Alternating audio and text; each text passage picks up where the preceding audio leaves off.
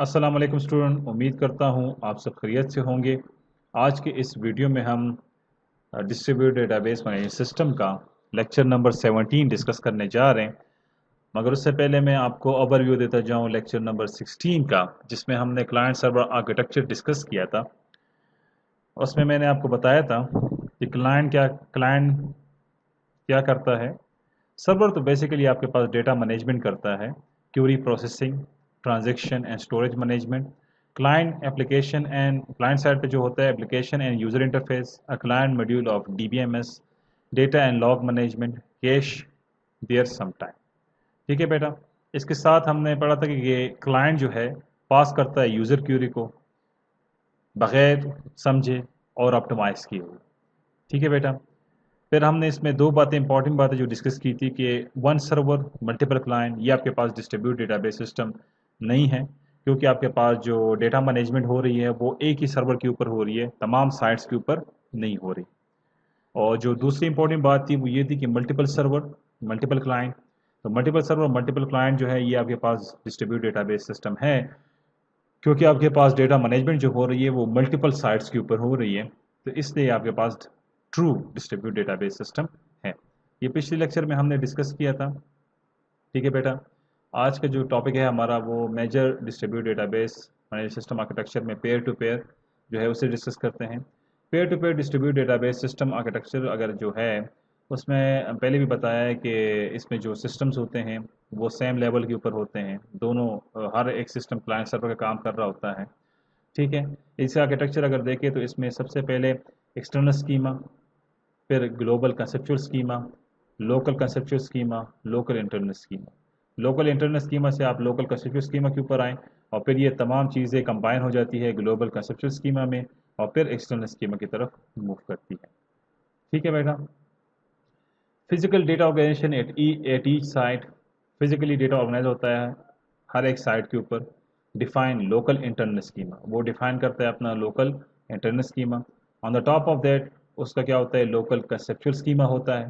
ठीक है। जिस तरह आपके पास एक्सटर्नल स्कीमा होता है, कंसेप्चुअल स्कीमा है, इंटरनल है, फिजिकल स्कीमा है, सेम हर एक साइट के ऊपर अपना इंटरनल स्कीमा होता है। और इंटरनल स्कीमा और जो यूज़र उसके साथ इंटरेक्ट कर रहे होते हैं, जो डेटा होता है एक्चुअली टेबल्स में, वो लोकल कंसेप्चुअल स्कीमा में होता है।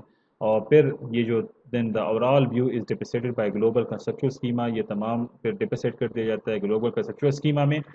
And that support the external schema, जो कि सपोर्ट करता है एक्सटर्नल स्कीमा को। तो चीज़ वही है बेटा, इंटरनल स्कीमा हो गया, इंटरनल स्कीमा से कंसेप्चुअल स्कीमा, और फिर ये तमाम कंबाइन हो गया और फिर एक्सटर्नल स्कीमा में आपको रिजल्ट मिलता है। ठीक है बेटा। Component of distribute database management system, अगर आप कंपोनेंट्स की बात कर रहे हैं तो अगर ये साइड देखें तो ये यूज़र साइड है, और इस साइड पे अगर नज़र दौड़ाए तो ये डेटाबेस साइड है। ठीक है ना। यूज़र सिक्योरिटी पास होती है एंड डेटाबेस की तरफ आती है आपके पास। ठीक है। फर्स्ट अगर देखें, user interface handler interpreting user command and format result. Interpret करता है यूज़र कमांड को जो क्यूरी आप वगैरह देते हैं, और फॉर्मेट करता है रिजल्ट को अकॉर्डिंग टू जो आपको आउटपुट चाहिए है। ठीक है बेटा। External schema. फिर दूसरा देखिए, check if user query can be process. Semantic data controller में क्या होता है, ग्लोबल कंसेप्चुअल स्कीमा में ग्लोबल क्यूरी ऑप्टिमाइजर क्या करता है, check if user query can be process, check करता है क्या यूजर क्यूरी प्रोसेस हो रही है कि नहीं। पहला पहला क्या था, interpreting user command and format result, interpret करना यूजर कमांड को और फॉर्मेट करना रिजल्ट को। ठीक है ना। फिर क्या है भाई, चेक करना, check if user query can be process, क्या यूजर क्यूरी प्रोसेस हो रही है, ये दूसरा हुआ। तीसरा देखिए, ऑप्टिमाइज एग्जीक्यूशन स्ट्रेटेजी, ऑप्टिमाइज करना एग्जीक्यूशन स्ट्रेटेजी को, और global query to local one, और ग्लोबल क्यूरी को लोकल वन तक पहुंचाना। क्योंकि बेटा जब आप क्यूरी ग्लोबल यूजर पेस्ट कर काम ग्लोबल यूजर जब क्यूरी टाइप करता है तो वो किसी लोकल साइट के लिए होती है। अब मुझे स्टूडेंट का रिकॉर्ड चाहिए नौशहरा से, तो क्यूरी मैंने ग्लोबली टाइप की है, मगर किसके लिए है, नौशहरा के लिए है, तो उसे लोकल वन पे शिफ्ट करवाना, लोकल पे शिफ्ट करवाना और उसका डेटा उठाना, फिर ग्लोबल कंसेप्चुअल स्कीमा के थ्रू ग्लोबल यूजर को शो करवाना। बात समझ आ रही है बेटा। तो optimise execution strategy, global query to local one. पहले वाले में क्या था, interpreting user command, user command को इंटरप्रेट करना और फॉर्मेट करना रिजल्ट को। फिर दूसरे में यह था कि check check if user query can be process, क्या यूजर क्यूरी प्रोसेस हो रही है। ऑप्टिमाइज करना एग्जीक्यूशन स्ट्रेटेजी को, ठीक है बेटा। और global query to local one, क्योंकि जो क्यूरी आप टाइप कर रहे हैं वो लोकल साइट के लिए होती है, वो लोकल साइट से डेटा उठा के आपको शो करवाना पड़ता है। Coordinate, coordinate distribution execution of user request, coordinate जो कोऑर्डिनेशन आप करते हैं distribution execution of user request, ठीक है बेटा। तो चार काम यूजर साइड पे हो रहे हैं, ठीक है। पहला जो है interpreting user command and format result, फिर है चेक करना user query can be process, optimise करना एग्जीक्यूशन टेबल की फास्ट एग्जीक्यूट हो, and global query to local one, coordinate distribution execution of user required, coordinate distribution और execution of user request, ठीक है बेटा। फिर साथ में अगर आप डेटाबेस साइट पे आए, choose best access path to any data item, best access path choose करें टू एनी डेटा आइटम के लिए, ठीक है जी। फिर क्या है, make sure the consistency of local data even in case of failure, make sure करें कि जो कंसिस्टेंट ऑफ लोकल डेटा है फेलियर के केस में, क्योंकि आपके पास रन टाइम सपोर्ट तो हो गया। फिर क्या है जी, local recovery, local recovery manager के साथ सिस्टम लॉग लगा हुआ है।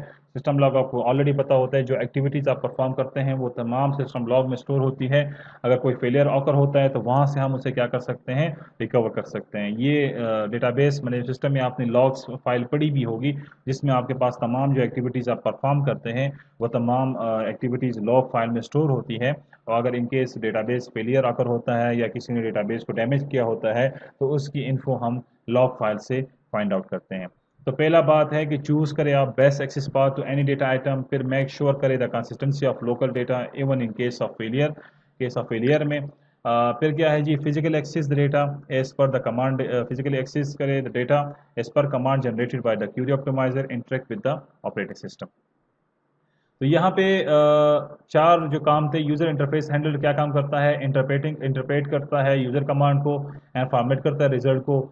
सेमेंटिक डेटा कंट्रोलर क्या करता है, check if user query can be process. Global query optimiser क्या करता है, ऑप्टिमाइज करता है एग्जीक्यूशन स्ट्रेटजी को, और ग्लोबल क्यूरी इसको लोकल वन की तरफ लेकर जाता है, लोकल की तरफ लेकर जाता है। एंड ग्लोबल एग्जीक्यूशन मॉनिटरिंग में क्या होता है, कोऑर्डिनेट करता है distribution and execution of user request. फिर अगर आप डेटाबेस साइट पे आए तो पहली बात है कि run time support processor, local internal schema, choose best access path to any data item, ठीक है बेटा। थर्ड में लोकल रिकवरी मैनेजर में क्या होता है, make sure the consistency of local data even in case of failure. और local query processor में क्या होता है, physical access the data as per the command generated by the query optimiser interact with the operating system. ये तमाम बातें architecture के related थी जो कि हमने इस वीक 4 में कवर की। जितने आर्किटेक्चर थे, अल्टरनेटिव आर्किटेक्चर थे, और जो मेजर डिस्ट्रीब्यूटेड डेटाबेस सिस्टम के आर्किटेक्चर थे, और जो dimension of distributed database system थे जिसमें ऑटोनॉमी था, डिस्ट्रीब्यूशन था, हेटेरोजेनिटी थी, उन तमाम बातों को जो आर्किटेक्चर के रिलेटेड थी आज हमने वीक 4 में डिस्कस किया। मैंने कोशिश की कि आपको तमाम जो बातें आर्किटेक्चर के रिलेटेड हो उसकी समझ आए। फिर भी अगर आपकी कोई क्यूरीज है बेटा और स्लाइड्स में आपको कहीं पे मसला है तो आप उसे सर्कल करें और स्नैपशॉट लें, मुझे सेंड करें व्हाट्सएप के ऊपर, हम उसके ऊपर डिस्कशन करेंगे। मैं कोशिश करूँगा आपको समझाने की। मगर उम्मीद करता हूँ कि जितना वीक 4 में हमने जितने लेक्चर डिस्कस किए इंशाल्लाह इसकी आपको समझ आ चुकी होगी। और फिर भी अगर कोई मसला है बेटा तो अगेन आप प्लीज़ मेरे मुझसे डिस्कस करें उन मसले को, इन मसाइल को हम क्या करें, हल करें जहाँ जहाँ पे आपको प्रॉब्लम्स आप फेस कर रहे हैं, ठीक है। थैंक यू, आज के लिए इतना काफ़ी है। इंशाल्लाह नेक्स्ट वीक में जो और टॉपिक्स हैं हमारे उसके ऊपर हम बात करेंगे और उसको समझने की इंशाल्लाह कोशिश करेंगे। और आखिर उम्मीद करता हूँ कि इंशाल्लाह आपको इन तमाम लेक्चर्स की समझ आ चुकी होगी। Thank you.